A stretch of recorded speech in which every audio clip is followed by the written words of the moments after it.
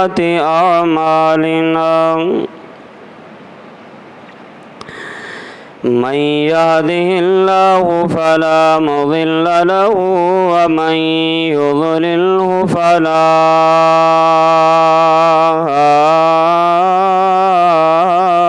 هادي له وأشهد أن لا إله إلا الله وأشهد أن محمدًا عبده ورسوله اللهم صل على محمد وعلى آل محمد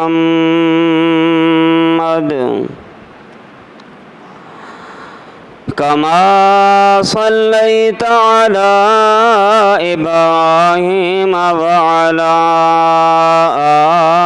آل إبراهيم إنك حميد مجيد اللهم بارك على محمد وعلى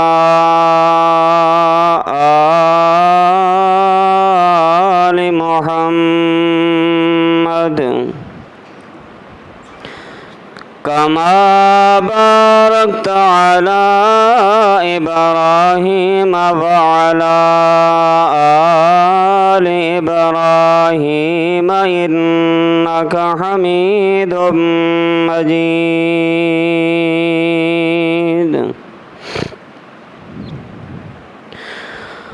أما بعد فأعوذ بالله السميع العليم من الشيطان الرجيم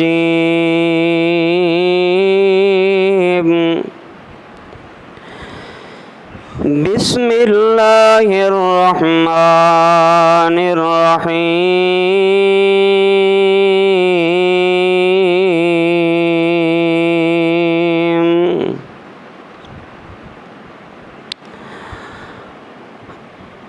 اليوم أكملت لكم دينكم وأتممت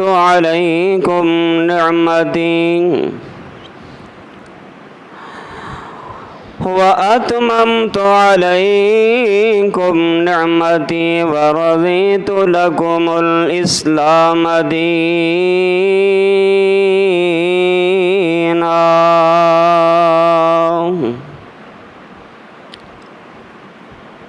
وقال الله تبارك وتعالى إنا أنزلناه في ليلة مباركة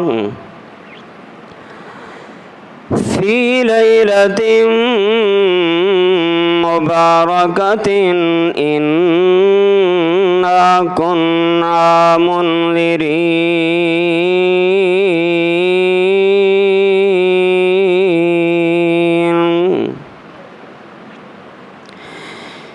فيها يفرق كل أمر حكيم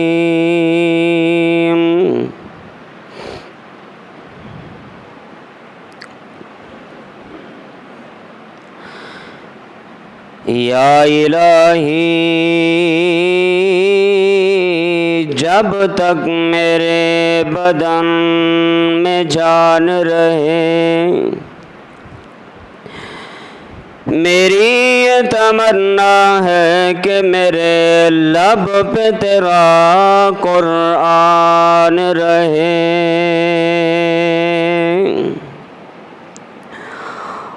اور یہ بھی تمنا ہے کہ اس دنیا میں کوئی کام کر جاؤں الہی اگر توفیق مل جائے تو خدمت اسلام کر جاؤں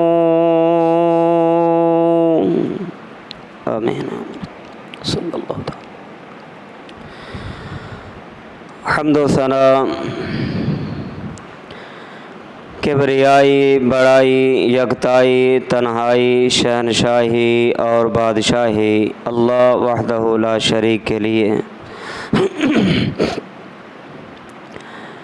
بے شمار درود و سلام امام الانبیاء خاتم الانبیاء جناب محمد الرسول اللہ صلی اللہ علیہ وآلہ وسلم کی ذات گرامی کے لیے۔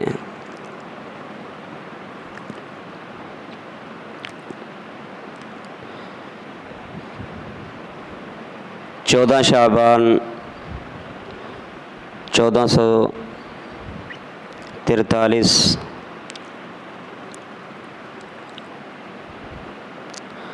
18 مارچ 2022 ہے۔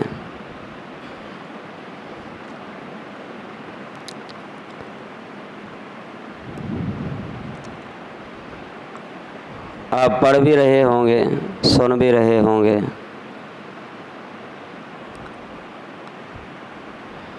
کہ جب اس مہینے کا آغاز ہوتا ہے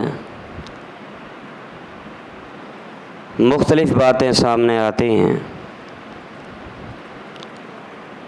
اور مختلف روایات بھی سننے کو ملتی ہیں۔ اخبار میں بھی، رسائل میں بھی، میڈیا پر بھی۔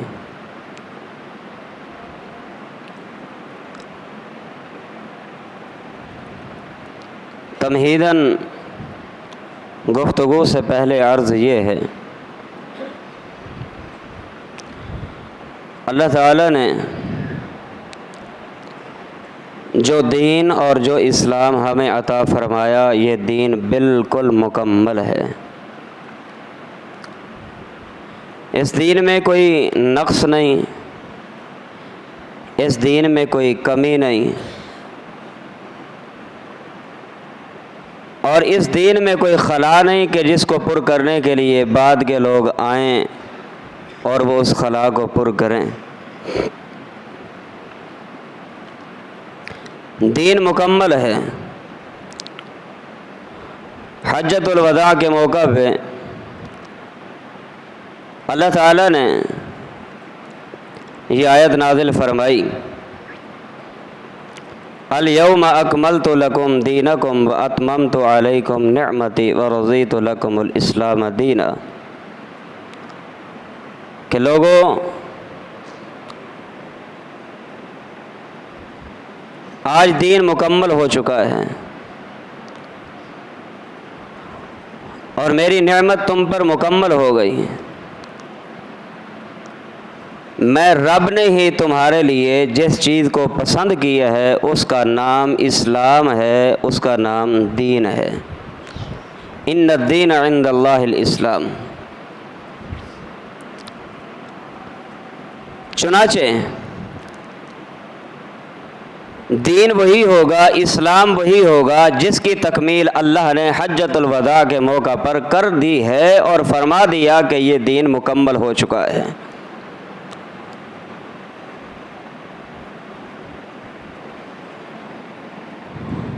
آج کئی سو سال گزر جانے کے بعد کوئی آدمی، کوئی مجتہد، کوئی مفکر، کوئی محدث، کوئی فقیہ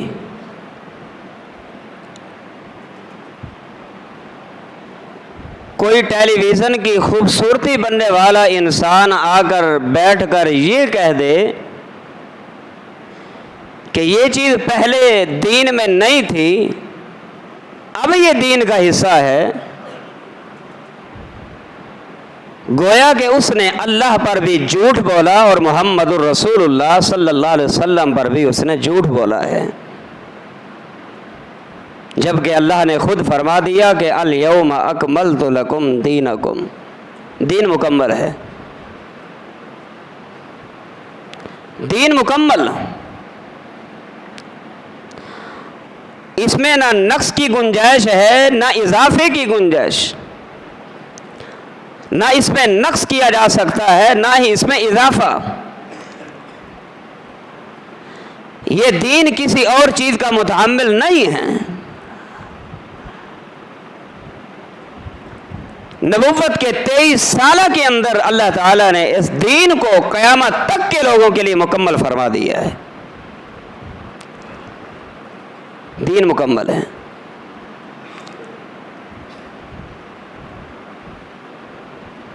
بعض لوگ اس مہینے کی فضیلت کو ثابت کرنے کے لیے ایسی ایسی روایات بیان کرتے ہیں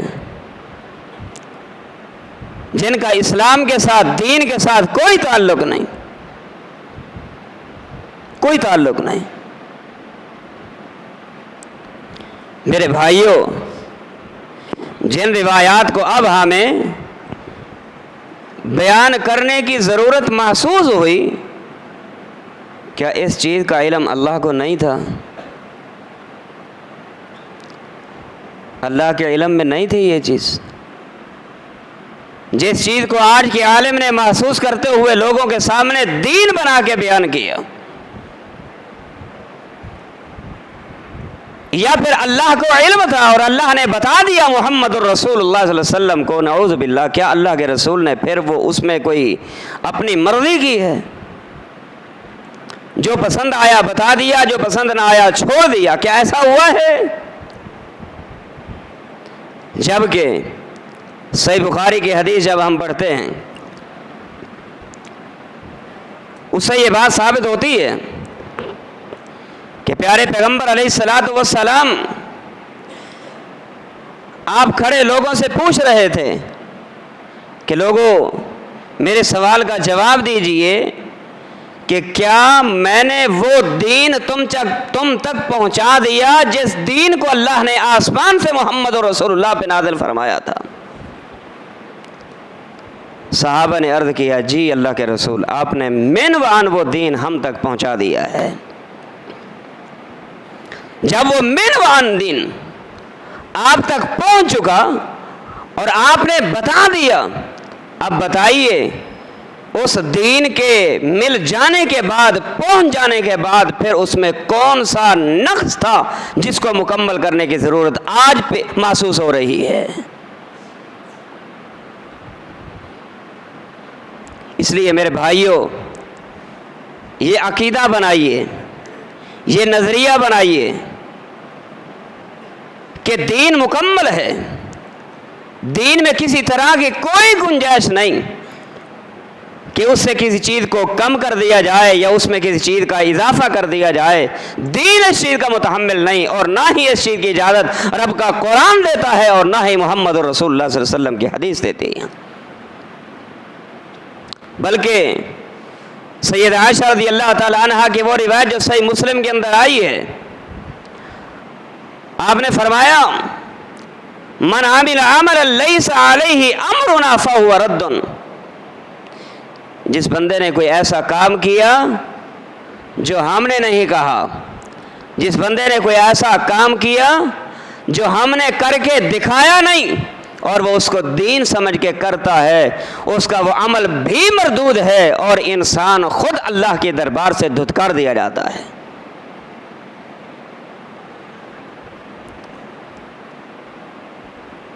دین کے اندر ایجاد کی اجازت تو اللہ نے محمد رسول اللہ صلی اللہ علیہ وسلم کو بھی نہیں دی کہ کوئی ایسی چیز جس کا تعلق دین سے نہ ہو، اسلام سے نہ ہو، اور پیارے پیغمبر علیہ الصلوۃ والسلام نے اس چیز کو دین بنا کے امت کے لیے، امت کو واضح کر دیا ہو. میرے بھائیوں، ایسی اجازت تو اللہ نے محمد رسول اللہ صلی اللہ علیہ وسلم کو بھی نہیں دی. آپ کے پاس تو اتنا بھی اختیار نہیں تھا کہ جو اللہ نے حلال کیا اس کو حرام کر دیں، جو حرام ہو اس کو حلال کر دیں. ایک موقع پہ آپ نے شہد جیسی چیز جو حلال تھی اللہ نے حلال قرار دی. آپ نے فرمایا میں نہیں پیوں گا، قسم بھی اٹھا لی نہیں پیوں گا. سورۃ تحریم اللہ نے نازل فرمائی، یا ایھا النبی لم تحرم ما احل اللہ لک. اے نبی، ایسی چیز کو آپ حرام کیوں کرتے ہیں جس کو اللہ نے حلال کر دیا ہے؟ نبی کو اختیار ہی نہیں ہے، نبی کو کوئی اختیار نہیں. حلال کو حرام کہے، حرام کو حلال کہے، جب یہ اختیار ایک نبی کو نہیں تھا، میں آپ سے پوچھتا ہوں کہ نبی کے بعد یہ حق کس کو حاصل ہے؟ کسی کو حق نہیں، کوئی حق نہیں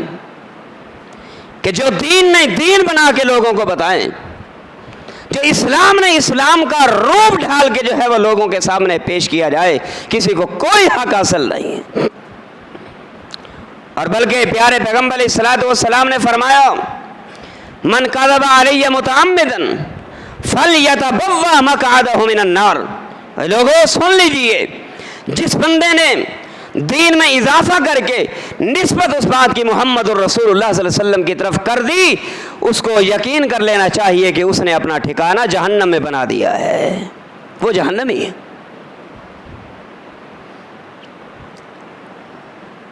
ایک روایت بیان کی جاتی ہے، سوشل میڈیا پہ یہ روایت گردش کر رہی ہے۔ ایک مولانا نامی گرامی وہ اس روایت کو بیان کرتے ہوئے کہتے ہیں